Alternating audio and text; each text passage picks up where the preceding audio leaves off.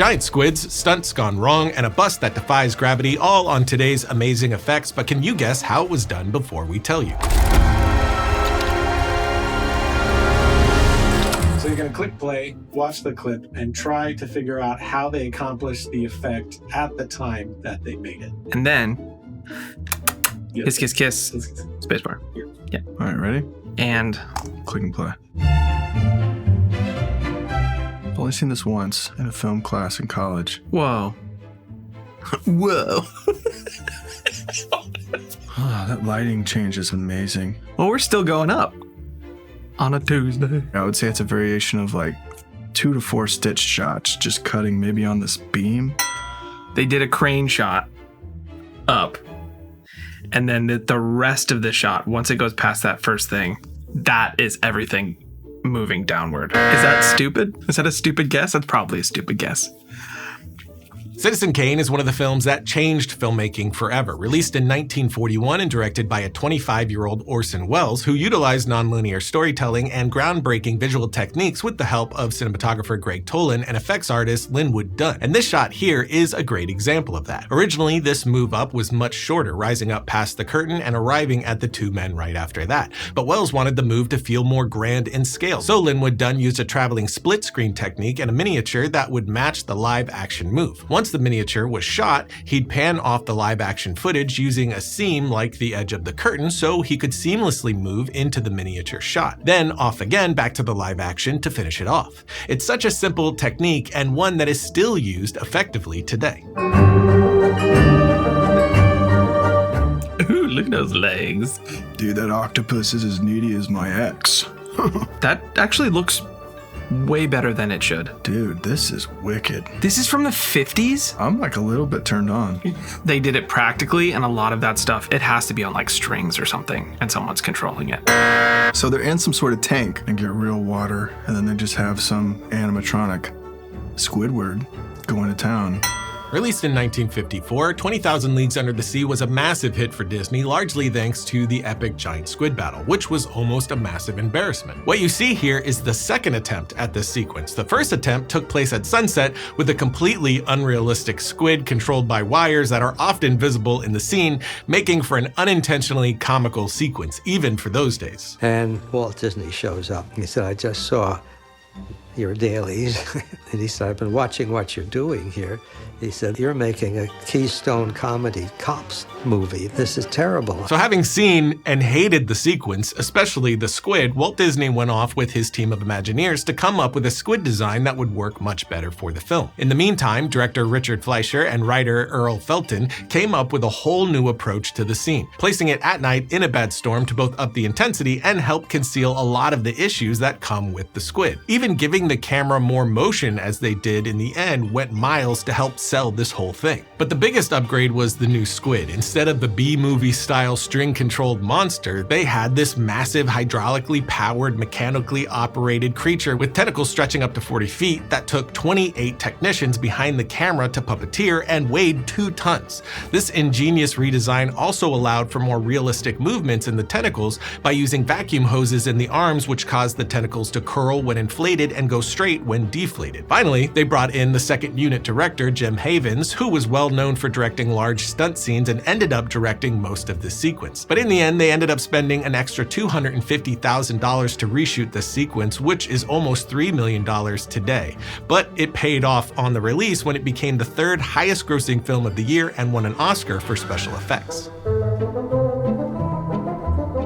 Another movie I haven't seen, Tora. Oh, hell yeah. Oh my god, that man's dead. Wow. This is real, and I just watched a man die. Woo! Oh, it's obviously a dummy.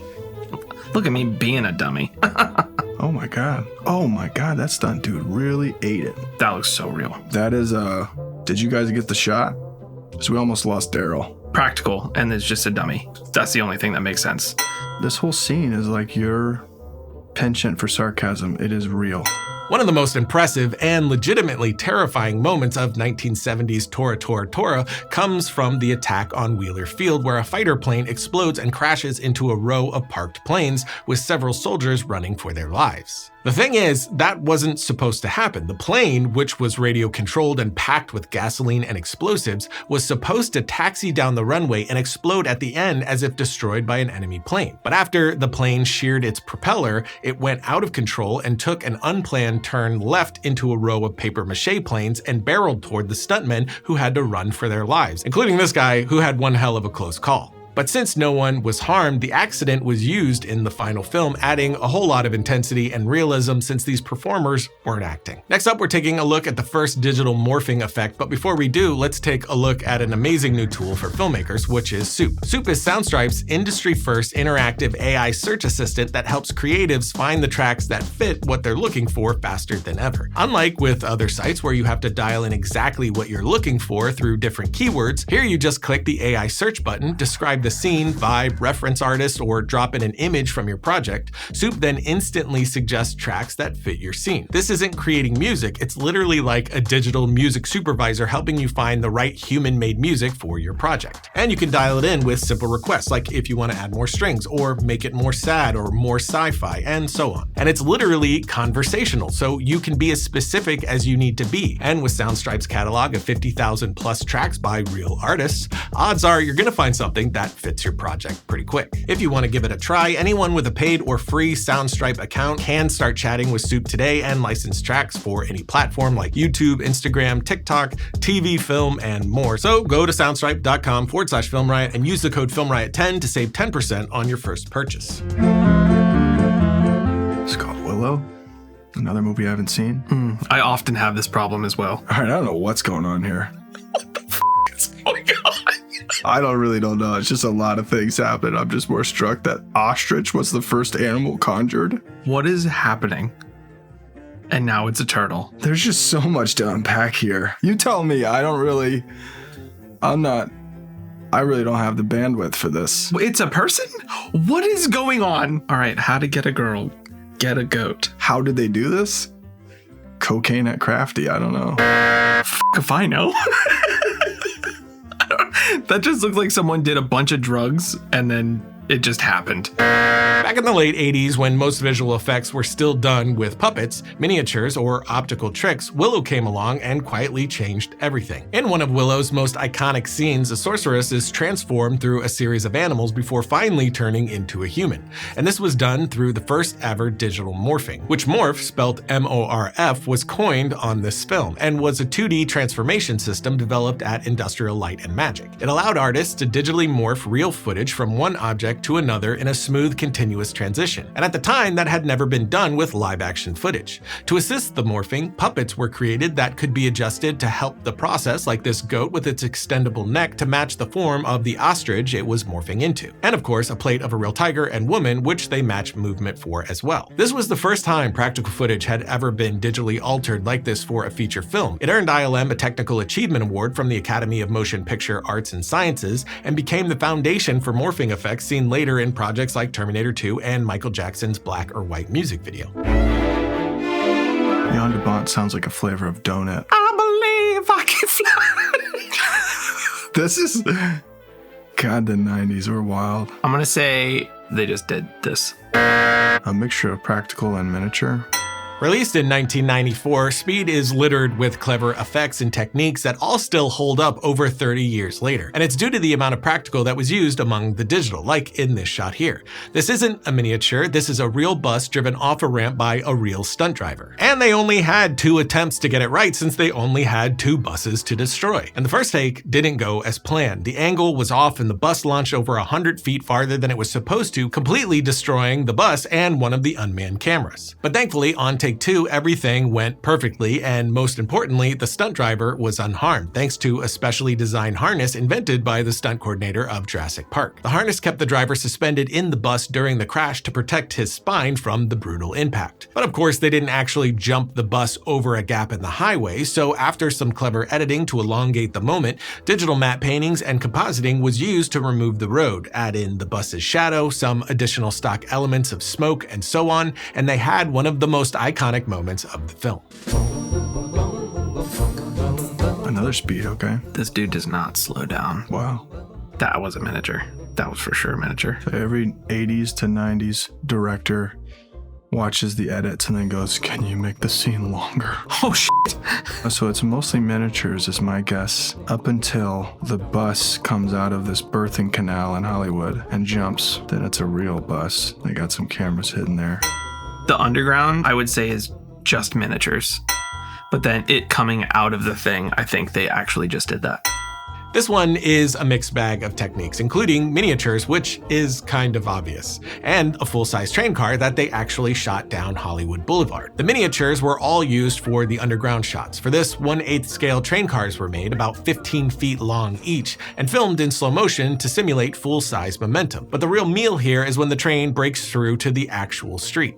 Like the bus shot, they actually did this. A full-size replica of the Metro car was built on top of a vehicle driven by a stunt driver, who had to navigate through a small porthole so he wasn't seen by camera. When it came time for the stunt, they shut down 4 blocks of Hollywood Boulevard and launched that thing off of a ramp and through the Hollywood Station sign. For this shot, digital matte paintings and some compositing was used to extend the background, but overall, they just did it for real. To get the car on its side, they drove it up a pipe ramp to flip it, then slid it down the road using cables and some spark mechanisms, which you can clearly see here. It's a great ending shot that serves as a callback to that earlier bus jump. X-Files, hell yeah. Oh my God. Damn. When I was 12, I used to work for the FBI, female body inspector. All right, visual effects were not that good back then. That had to have been like there was a demolition happening of a building and they just capitalized on that. It feels like they demoed a real building. Like a building was going to be demoed and they were like, hey, can we shoot it? This 27-year-old shot looks incredible, so much so that both Justin and Josh thought they actually demolished a building. But in reality, we have a mix of techniques here, similar to Speed. To start, a real explosion was set off on the first floor of a building. We're creating an explosion as if our bad guy has put in several hundred pounds or 1,000 pounds of a high explosive in this building. What will happen is when we initiate it, these will all be covered in debris, desks or whatever. You can see some desks here that will be coming out the windows, etc. There'll be a gas ball coming out, fireball coming out, approximately 40 or 50 feet.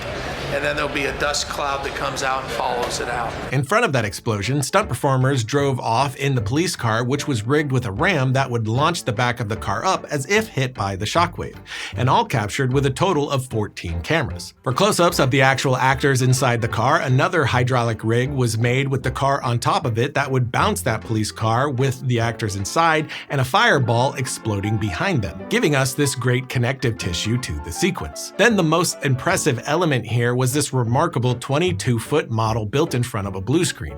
It was constructed as the aftermath of the explosion with insane detail down to calendars and paperwork, then was reconstructed with breakable sections for the explosion to reveal the destruction underneath. All topped off with this pan reveal of the final destruction, which was the model comped into a very simple location shot with one green card. If any one of the multiple elements didn't hold up, the whole thing wouldn't have landed, but every department brought incredible work, and in my opinion, it's all held together by the effectiveness of the miniature. I'm personally most blown away by the close-up shots of the destruction in the end. The papers flying around, the flickering lights in the building, it's all impressively convincing. First stunt's awesome. He just sends them. Ow. That's what I want to do to my back all the time.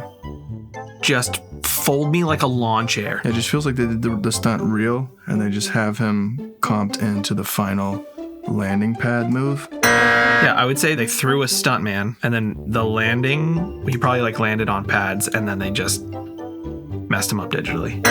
The Raid is a brutal action film directed by Gareth Evans, and with a budget of just over $1 million, they relied heavily on very clever techniques to get some of the more intense moments like this backbreak. To pull this off safely, the filmmakers captured 3 separate shots that they would stitch together in post. For the first shot, the stunt performer was put on wires and launched from one floor down to the next, where he landed on pads with the railing removed. For the next 2 shots, they rebuilt that section of wall and had the performer wired up just above it so they could drop him down twice, first with his body bending one way, and then again with the body bending the other way on impact. Then in post, those two landing shots could be stitched together for the final impact, then blend with the first shot of the main fall to give us this final violent moment, which even frame by frame sells perfectly. It's a simple and inventive solution to what usually would be a way more expensive problem to solve. So we had traveling mats, all-in-camera practical effects, digital compositing, and happy accidents, all the product of human problem solving through creativity and collaboration. And I think that's why they stand the test of time and why I'll never get bored of watching them. But how many effects did you get right? Let us know below, and if you have a shot you'd like to see us break down, let us know in the comments as well. And until next time, don't forget to write, shoot, edit, repeat. Still here? Might I interest you in this video where we look at how they made Superman fly in the late 70s, or this one, where we take a look at how Skyfall did that train crash scene. Both are nice. Either one.